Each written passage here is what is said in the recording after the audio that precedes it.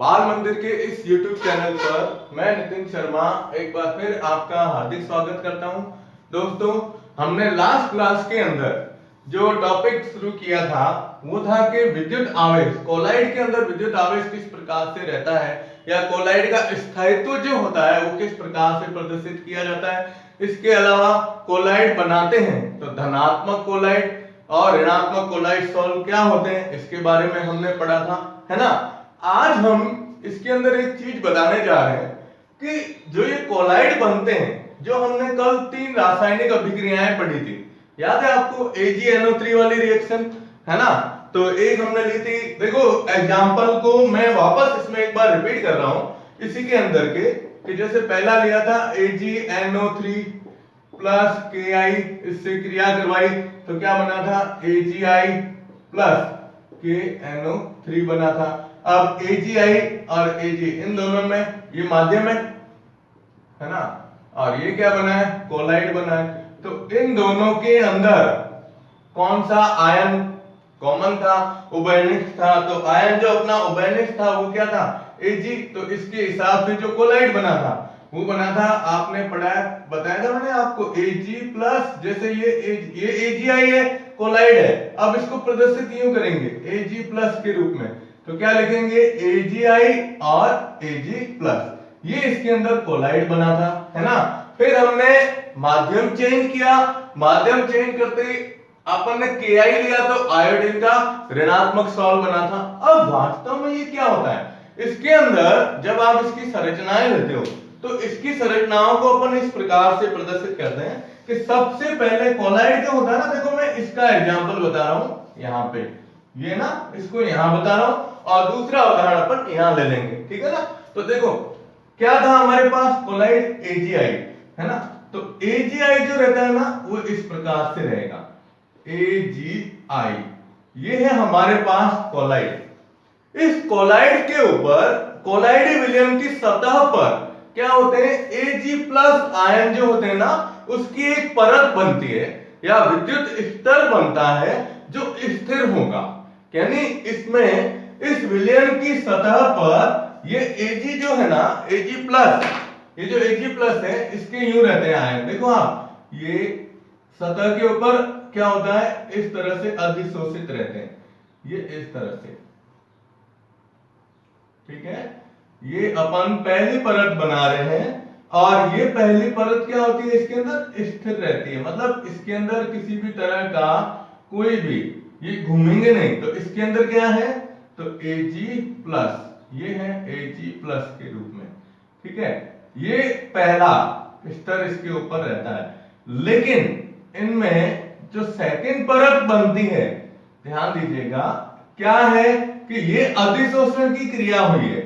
अधिशोषण का मतलब ये हुआ कि ये प्लस आयन जो होते हैं ये इसकी कोलाइड विलयन की सतह के ऊपर जुड़ जाते हैं, तो जुड़ेंगे तो इसमें किसी भी प्रकार का चक्रण नहीं होगा, ध्यान दीजिएगा। लेकिन जब हम इसके ऊपर दूसरे आयन की बात करते हैं, जैसे आयोडीन लिया हमने, तो आयोडीन जो होता है ना आयोडीन की सतह, आयोडीन की जो परत बनेगी उसको अपन इस प्रकार से बताएंगे, इसी के ऊपर रहेगी, वो यूं रहेगी एक, ये इसके ऊपर, ठीक है ना।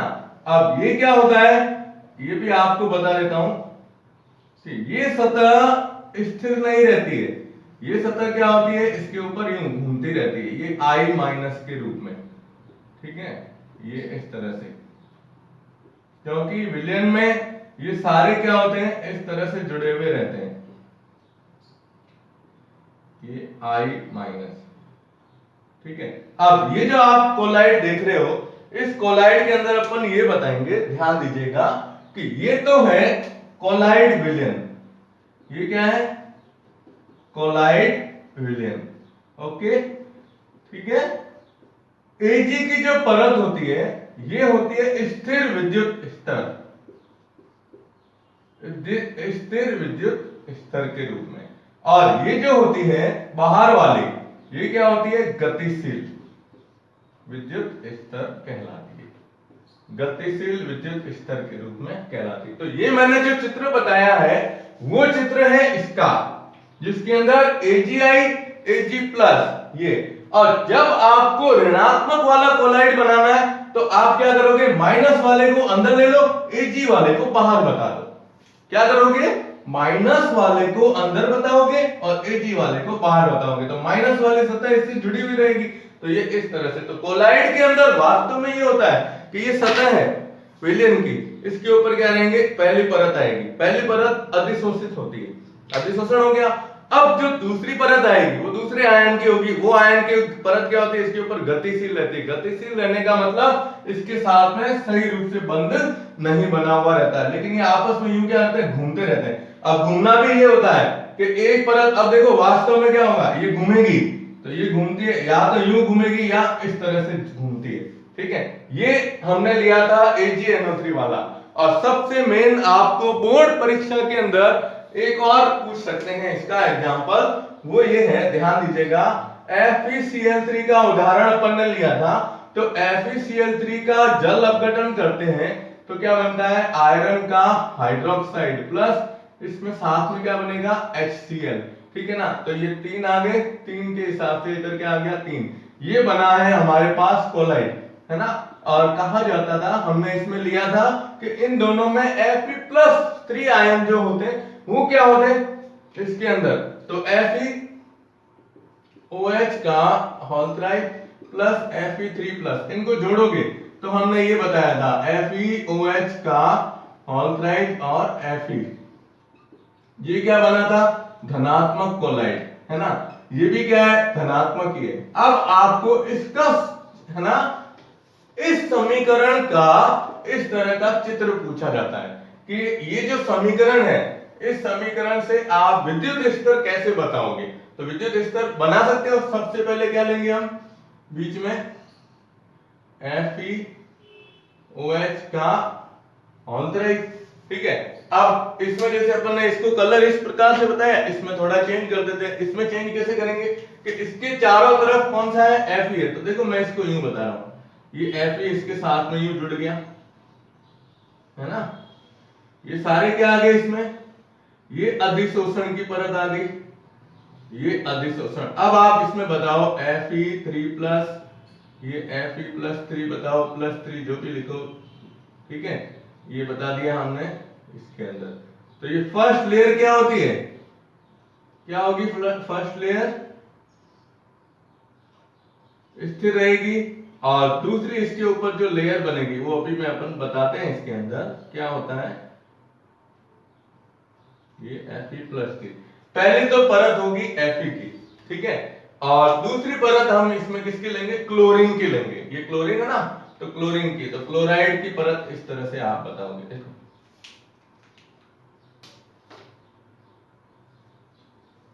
क्लोराइड आयन की परत इसके ऊपर इस तरह से रहेगी। ये क्या है, इसमें Cl- आयन के रूप में रहती है ना। तो ये आपको इसके अंदर ध्यान में रखना है, किस तरह से इसे करोगे आप। तो आपको पूछा जाए, जो मैंने पहले अपन ने रिएक्शन ली है, उस रिएक्शन के अंदर भी आप इसको बता सकते हो। अब इसमें स्थिर परत कौन सी होगी, Fe3+ की, है ना।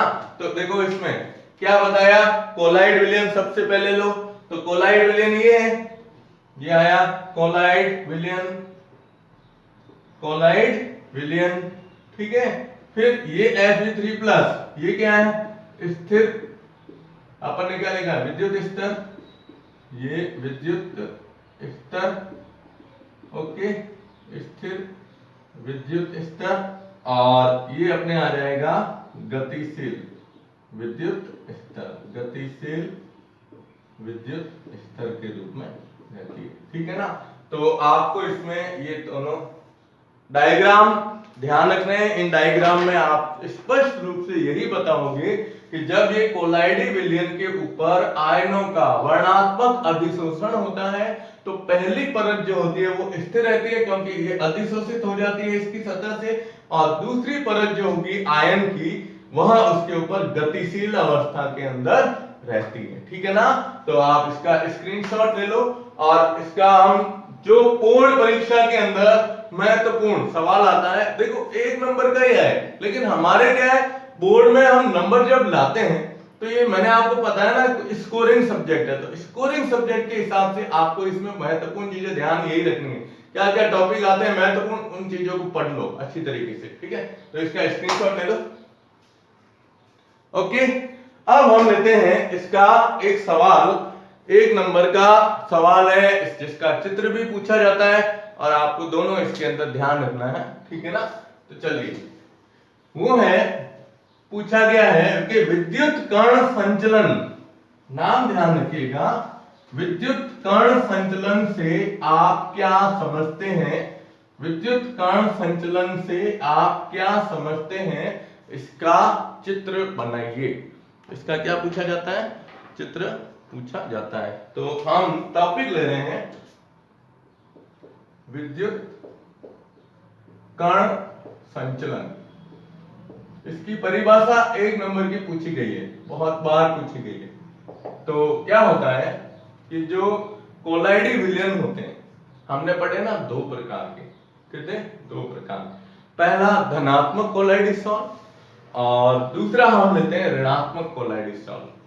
अब हमें यह भी पता है कि कोलाइड जो होते हैं, कोलाइड में एक ही प्रकार के आवेश होते हैं, क्योंकि अगर अलग अलग प्रकार के आवेश होते तो वो आवेश आपस में जुड़ जाते, और आवेश जुड़ते ही, ध्यान दीजिएगा, आवेश आपस में जुड़ते ही वृहद अणुओं का निर्माण करते, स्कंदित हो जाते, तो वो स्कंदन की क्रिया होती है। लेकिन इसमें स्कंदन तो होता है, तो स्कंदन किस प्रकार से होता है, वही चीज हमें इसमें ध्यान में रखनी है। तो इसकी परिभाषा सबसे महत्वपूर्ण है, इसमें आप बताओगे कि कोलाइड विलयन में विद्युत धारा प्रवाहित करने पर, मैं अभी इसका डायग्राम बनाऊंगा, डायग्राम से आपको इसके अंदर समझाऊंगा, विद्युत धारा प्रवाहित करने पर कोलाइड के आवेशित कणों का विपरीत इलेक्ट्रोड की ओर, विपरीत इलेक्ट्रोड की ओर गमन करना, क्या करना, गमन करना, क्या कहलाता है, विद्युत कण संचलन, विद्युत कण, और क्या कहलाता है, संचलन कहलाता है। ध्यान से सुनिएगा, मैंने अभी आपको बताया कि कोलाइड जो होते हैं, देखो हमने अभी पढ़ा था कि कोलाइड होते हैं ना, कोलाइड के अंदर क्या होगा, या तो प्लस आवेश होगा एक विलयन में, या फिर माइनस आवेश होगा। अब अगर कोलाइड विलयन प्लस आवेश वाला है, तो उस विलयन के अंदर अगर अपन ये विद्युत इलेक्ट्रोड लगाकर और उसमें विद्युत धारा का प्रवाह करते हैं, तो विद्युत धारा का प्रवाह करने पर उसमें अगर प्लस वाले आवेश के कण है तो वो कहां जाएंगे, माइनस की तरफ जाएंगे। और अगर कोलाइडी विलयन ऋणात्मक सॉल वाला बना हुआ है तो वो कहां जाएगा, एनोड की तरफ जाएगा, है ना। तो इसमें ये ध्यान रखना है, मैं इसमें एक सीधा सा बता देता हूं कि ऋणावेशित है, अगर ऋणावेशित कोलाइड सॉल के कण, ठीक है, और दूसरा आता है धनावेशित कोलाइड सॉल के कण, अब जब आप इसमें विद्युत धारा प्रवाहित करोगे तो अब ये ऋणावेशित है तो कहां जाएंगे, धनावेश की ओर, तो ये तो जाते हैं एनोड की ओर जाएंगे, है ना। और ये धनावेशित है इसलिए कहां जाएंगे, कैथोड की ओर, ये कहां जाएंगे, कैथोड की ओर गमन करते हैं, ठीक है। आप कैसे करते हैं, तो अपन इसका डायग्राम लेते हैं, ध्यान दीजिएगा, बहुत ही सिंपल और अच्छा डायग्राम आपको बनाना है। इसमें अपन चलो यहाँ पर थोड़ा ड्राइंग अपनी थोड़ी अलग है, तो ड्राइंग के हिसाब से अपन इसको बनाते हैं, ठीक है ना। चलिए देखिए, सबसे पहले आपको इसमें क्या करना है, यू आकार की नली बनानी है, यू आकार की नली बनानी है, और उस यू आकार की नली के अंदर अपन प्लेटिनम के 2 तार जो इलेक्ट्रोड के रूप में काम में लेते हैं वो ले लेंगे, और उसके यू आकार की नली के नीचे ही, जैसे ब्यूरेट होती है ना, ब्यूरेट के हिसाब से इसमें छोटी सी क्लिप लगी हुई रहती है ताकि विलयन से अपन क्या कर सके, बाहर निकाल सके, है ना। तो चलिए हम सबसे पहले यू आकार की एक ट्यूब बनाते हैं। ठीक है, ये यहां से यूं। अब इसके अंदर देखो यहां तक तो ये आ गया, या इसको छोटा चित्र बनाया तो सही रहेगा थोड़ा, ताकि क्या है, हमें इसमें दो ट्यूब बतानी है। पहला तो बताना है विद्युत की अनुपस्थिति में, और दूसरा बताना है विद्युत की उपस्थिति में, है ना। तो पहले अपन ये इस तरह से बनाते हैं। चलो छोटी बना देता हूं ताकि क्या है, दोनों आ जाएगी इसके अंदर चित्र में। ये यहां से ये यू आकार की नली ले ली हमने, ठीक है ना।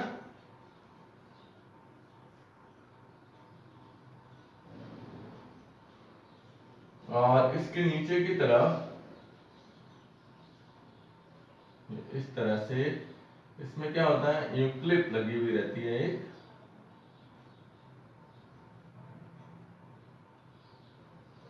ठीक है ना। तो ये क्लिप होती है, क्लिप को अपन जैसे अपन को क्लिप आती है उस टाइप से क्लिप होती है। अब इसमें क्या करना है आपको, क्लिप ले लो, ठीक है। हम इसके अंदर दो इलेक्ट्रोड लेते हैं, दो इलेक्ट्रोड है। अब इसके अंदर जो आपके उदाहरण दिया गया है वो कोलाइड, जो आर्सेनिक सल्फाइड का, जो मैंने आपको एक सवाल दिया था परसों, मतलब सॉरी लास्ट क्लास के अंदर जो सवाल दिया था कि आर्सेनिक ऑक्साइड की क्रिया H2S से कराते हैं तो आर्सेनिक सल्फाइड बनता है। तो आर्सेनिक सल्फाइड विशेष तौर पे क्या होता है, ऋणात्मक सॉल्ट, ठीक है ना। अब हम इसके अंदर क्या करते हैं, सबसे पहले दो इलेक्ट्रोड लेते हैं। इलेक्ट्रोड कॉर्नर के ऊपर लगे हुए रहेंगे प्लेटिनम तार, प्लेटिनम जो होता है, प्लेटिनम धातु के इलेक्ट्रोड इसके अंदर लगे हुए रहते हैं, है ना। तो पहले आप क्या करो, इसके अंदर पानी भरो, क्या करेंगे, जल। तो जल ले लेते हैं इसके अंदर। सबसे पहले इसमें क्या ले लिया, पानी भर दिया यहां तक, ठीक है। पानी के बाद इसमें यहां तक, ये ना आधी परत नली से ज्यादा यहां तक अपन इसके अंदर कोलाइडिक सॉल्ट भर देते हैं। और कोलाइडिक सॉल्ट जो इसके अंदर ले रहे हैं वो आर्सेनिक सल्फाइड का है। किसका है, आर्सेनिक सल्फाइड का। ये इसके अंदर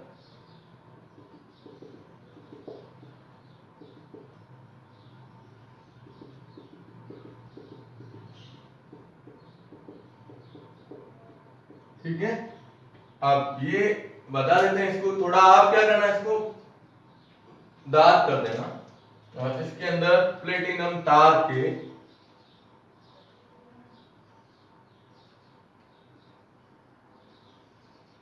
ये हम ले लेते हैं इलेक्ट्रोड। ये क्या है, इलेक्ट्रोड, ठीक है।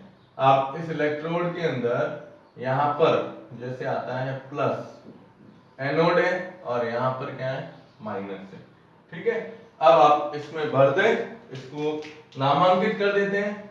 ये है जल, ठीक है, और ये है आर्सेनिक सल्फाइड AS2H3, और साथ में क्या है, सल्फाइड 2 माइनस का ऋणात्मक सॉल्ट। क्या भरा हुआ है, ऋणात्मक सॉल्ट। अभी हमने इसके अंदर विद्युत धारा का प्रवाह नहीं किया है, ठीक है ना। तो इसमें हम लिखते हैं विद्युत आवेश की अनुपस्थिति में, क्या होगा, अनुपस्थिति में। ये विद्युत आवेश की अनुपस्थिति है, ठीक है। अब जब आप इसके अंदर विद्युत धारा का प्रवाह करोगे तो विद्युत धारा का प्रवाह करने पर देखो, ये है आर्सेनिक सल्फाइड का ऋणात्मक सॉल्ट है। क्या है, आर्सेनिक सल्फाइड का ऋणात्मक सॉल्ट है ना। तो अब देखो आवेश इधर है एनोड और इधर है कैथोड। ये क्या है, अपने पास कैथोड है, और ये क्या है, एनोड है ना। तो हमने क्या कहा, कोलाइड विलयन में विद्युत धारा प्रवाहित करने पर कोलाइड के आवेशित कणों का विपरीत इलेक्ट्रोड की ओर गमन करना। तो इसमें भी बताया है कि ऋणावेशित कोलाइड सोल कहां जाते हैं, एनोड की तरफ। तो ये पूरा जो अपन रेड कलर देख रहे हैं, रेड कलर के जितने भी कण हैं ये कोलाइडी कण है, और ये कण क्या है, ऋणात्मक सोल है। तो ये किस तरफ जाएंगे, एनोड की तरफ जाएंगे। तो जब आप इसमें विद्युत धारा प्रवाहित करेंगे तब इसमें क्या स्थिति बनती है वो देखिएगा। देखो अब अपन इसकी वापस ये इसी चित्र को आगे बताना है, तो इसको मैं यहां से ये बता देता हूं। देखो अब थोड़ा सा फर्क आएगा इसमें, है ना, क्योंकि चित्र यहाँ पर जगह इतनी नहीं है। चलो इसको यहां तक ले लेते हैं।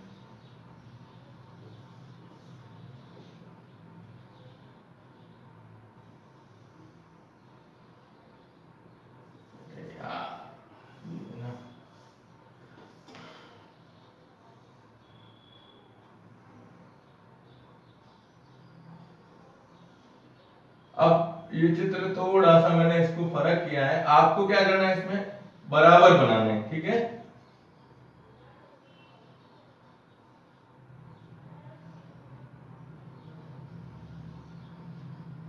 अब सेम चित्र है, अब क्या करेंगे अपन, देखो इलेक्ट्रोड लगे हुए,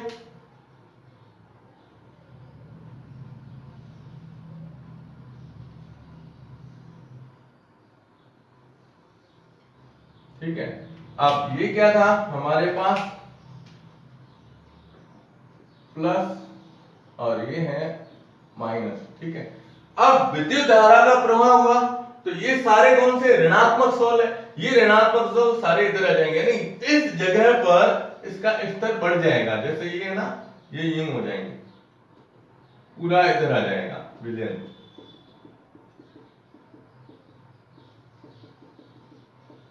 ये यहां तक आ जाएगा और इधर से पूरा क्या आ जाएगा, जल आ जाएगा, ठीक है ना। तो आप इसको यहां तक बता दो, इसमें ये स्थिति। अब बाकी पूरे को किसमें बता देंगे, पानी है तो ये जल का स्तर यहां पर था, यहां से पूरा क्या आ जाएगा, जल आ जाएगा, ठीक है। ये आ गया इसमें जल। अब आप इसमें बता सकते हो कि ये हमारे पास था, ये क्या है, AS2S3S-2 का क्या लिखते हैं, ऋणात्मक सॉल्व, ठीक है। और इधर ये कौन सा पीले रंग का होता है वैसे, और ये क्या आ गया, जल। और ये अपने पास ये देखो, ये स्थिति थी विद्युत आवेश की अनुपस्थिति में, और ये स्थिति क्या आ जाएगी, विद्युत आवेश की उपस्थिति में, विद्युत आवेश की क्या आ जाएगी, उपस्थिति में।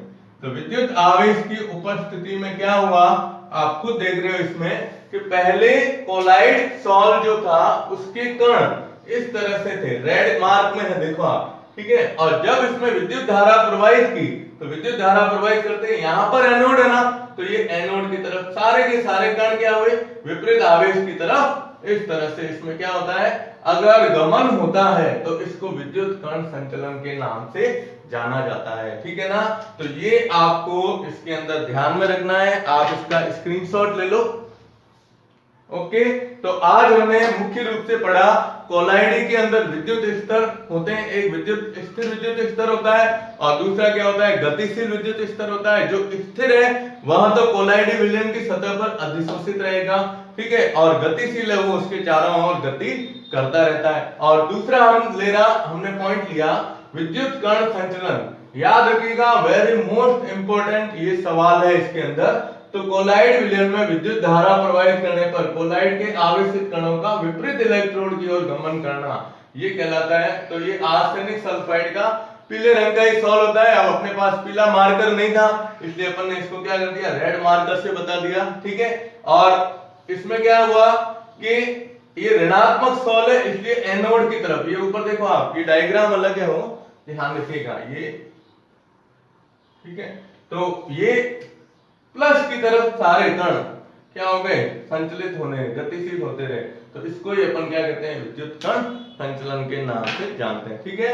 तो ये अपना टॉपिक यहाँ पर विद्युत कण संचलन पूरा हो गया। अब नेक्स्ट पॉइंट लेंगे हम इसके अंदर, वो कहलाता है ये जो कोलाइड विलयन होते हैं उसका स्कंदन किस प्रकार से किया जाता है। स्कंदन करने का मतलब ये होता है कि आपके पास में कोलाइडी विलयन में एक ही प्रकार के आवेश हैं, तो उसके अंदर कोई दूसरा विद्युत अपघटक पदार्थ मिला दो, तो स्कंदन करने का मतलब कोलाइडी कणों को आपस में जोड़कर और क्या करना, अवक्षेप के रूप में परिवर्तित करने की प्रक्रिया जो होती है उसको ही अपन क्या कहते हैं, स्कंदन के नाम से जानते हैं। तो नेक्स्ट पॉइंट हम लेंगे स्कंदन, कोलाइड का स्कंदन। ठीक है, अब ये पार्ट अपने पूरा होने वाला है लगभग, मतलब आप ये मानो 90% के आसपास ये पार्ट हो चुका है। अब टॉपिक इसमें दो ही रहे, स्कंदन रक्षण और स्कंदन साथ में आएगा, और पीछे आएगा पायसीकरण, जो अपन ने उसमें वर्गीकरण के अंदर पढ़ा है कि प्रवणता और माध्यम दोनों अगर द्रव हो तो पायस बनता है।